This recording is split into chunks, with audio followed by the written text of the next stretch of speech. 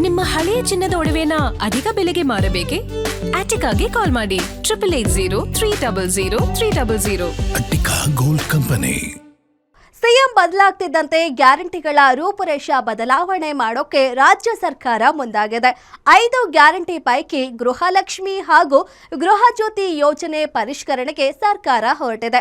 ಯೋಜನೆಯ ಮೂಲ ಉದ್ದೇಶವನ್ನೇ ಮರೆತು ಫಲಾನುಭವಿಗಳು ಲಾಭ ಪಡೆದಿರೋದು ಗಮನಕ್ಕೆ ಬಂದಿದೆ.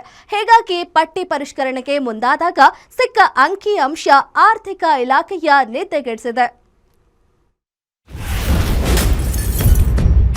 ರಾಜ್ಯಾದ್ಯಂತ ಇದ್ದಾರಂತೆ 3.89 ಲಕ್ಷ ಅನರ್ಹ ಗೃಹಲಕ್ಷ್ಮಿ ಫಲಾನುಭವಿಗಳು.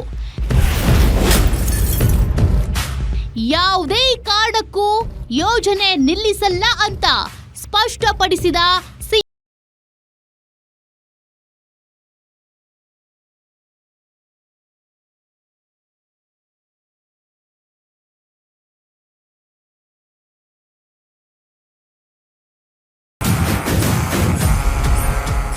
ಪಂಚ ಗ್ಯಾರಂಟಿಗಳಲ್ಲಿ ಒಂದಾದ ಗೃಹಲಕ್ಷ್ಮಿ ಯೋಜನೆಗೆ ದೊಡ್ಡ ಮಟ್ಟದ ಸರ್ಜರಿ ನಡೆದಿದೆ. ಯೋಜನೆ ಹೆಸರೇಳಿಕೊಂಡು ಆರ್ಥಿಕವಾಗಿ ಸದೃಢರಾಗಿರೋರು ಲಾಭ ಪಡೆದಿದ್ದಾರೆ ಅನ್ನೋ ಅನುಮಾನದ ಮೇಲೆ ಪರಿಷ್ಕರಣೆಗೆ ಸರ್ಕಾರ ಮುಂದಾಗಿತ್ತು.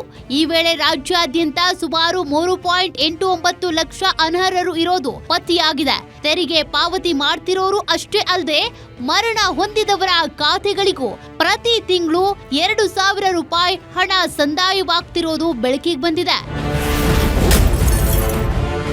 ಖಜಾನೆಗೆ ಕೋತ ಆಗ್ತಿರುವ ಅಂಕಿಅಂಶ.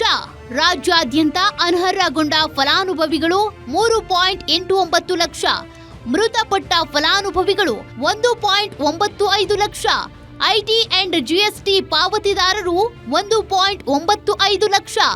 ಬೆಂಗಳೂರು ನಗರ ಜಿಲ್ಲೆಯಲ್ಲೇ ಅತಿ ಹೆಚ್ಚು ಅನರ್ಹರು 47,871 ಮಂದಿ. ಸರ್ಕಾರದ ಬೊಕ್ಕಸಕ್ಕೆ ಒಟ್ಟು ಉಳಿತಾಯ 100 ಕೋಟಿ.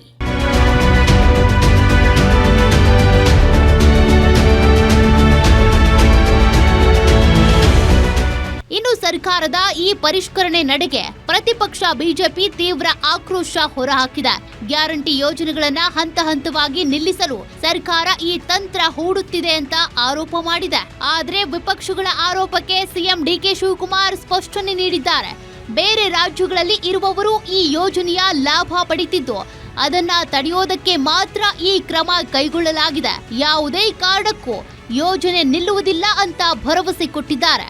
ಅವ್ರಿಗೆ ನಾವು ಈ ಗ್ಯಾರಂಟಿ ಕೊಡ್ತಾ ಇರೋದು, ಹೊರಗಡೆ ರಾಜ್ಯದವ್ರಿಗೆ ಗ್ಯಾರಂಟಿ ಕೊಡ್ತಾ ಇಲ್ಲ. ಬಸ್ಸಲ್ಲಿ ಪ್ರಯಾಣ ಕರೆಂಟು ಕೂಡ ಕರ್ನಾಟಕ ರಾಜ್ಯದಲ್ಲಿ ಯಾರು ವೋಟ್ ಇದೆ ಅವ್ರು ಕೊಡ್ಬೇಕು.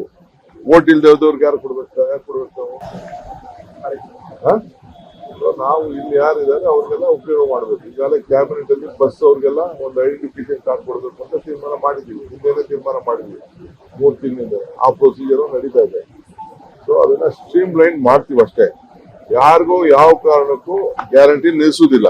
ರಾಜ್ಯದಲ್ಲಿ ಸಿಎಂ ಬದಲಾಗ್ತಾ ಇದ್ದಂತೆ ಗ್ಯಾರಂಟಿ ಯೋಜನೆಗಳ ಪರಿಷ್ಕರಣೆಗೆ ಸರ್ಕಾರ ಮುಂದಾಗಿದೆ. ಒಂದ್ ಕಡೆ ಆರ್ಥಿಕ ಹೊರೆ ಕಡಿಮೆ ಮಾಡೋ ನಿಟ್ಟಿನಲ್ಲಿ ಪರಿಷ್ಕರಣೆ ಮಾಡ್ತಾ ಇದ್ದು, ಸರ್ಕಾರದ ನಿಯಮದ ಪ್ರಕಾರ ಅರ್ಜಿ ಸಲ್ಲಿಸಿದ್ರೆ ಮಾತ್ರ ಯೋಜನೆ ಲಾಭ ಸಿಗಲಿದೆ. ಇಲ್ಲಾಂದ್ರೆ ನಿಮ್ಮ ಹೆಸರು ಪಟ್ಟಿಯಿಂದ ಡಿಲೀಟ್ ಆಗುವುದು ಗ್ಯಾರಂಟಿ. ಉಲ್ಲಾಸೆ ಕಿರುವಾಸೆ, ಗ್ಯಾರಂಟಿ ನ್ಯೂಸ್ ಬೆಂಗಳೂರು.